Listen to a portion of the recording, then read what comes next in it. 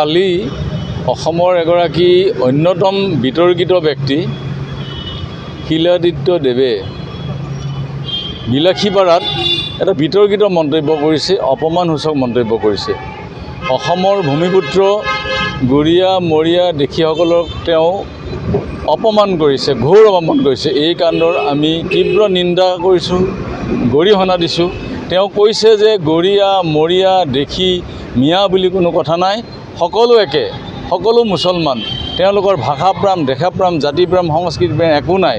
তেওঁলোকে মানে এইবিলাক পিছত তেওঁলোকৰ মুছলমান আগত।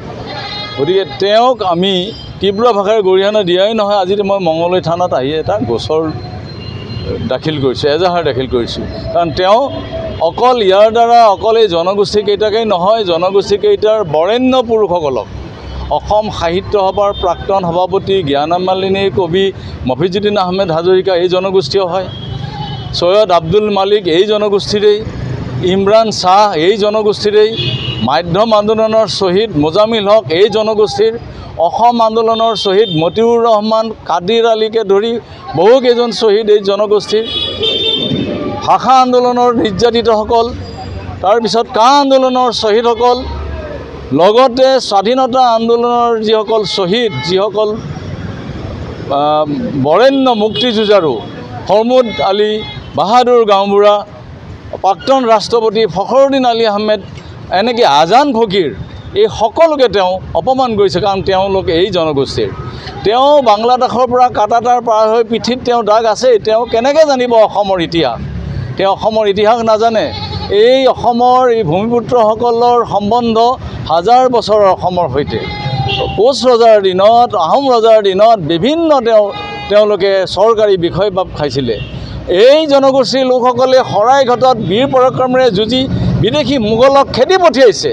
আৰু এই জনগোষ্ঠীক তেওঁ অপমান কৰিব। তেওঁ বাংলাদেশৰ পৰা আহি তেওঁ প্ৰথমতে তেওঁ নাগৰিকত্ব প্ৰমাণ কৰক।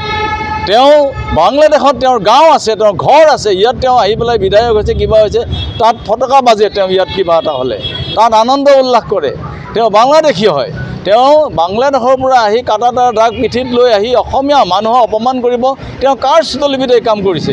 তেওঁ ক্ষুদ্ৰ ৰাজনৈতিক স্বাৰ্থৰ কাৰণে অসমৰ এই ভূমিপুত্ৰসকলক, লাখ লাখ মানুহক তেওঁ অপমান কৰিব।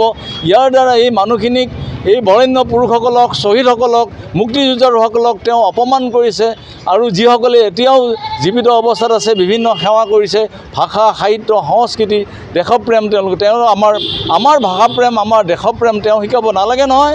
তেওঁ হৈছে বিদেশী বঙাল। তেওঁ নিজৰ নাগৰিকত্ব আগে প্ৰমাণ কৰাৰ প্ৰয়োজন আছে।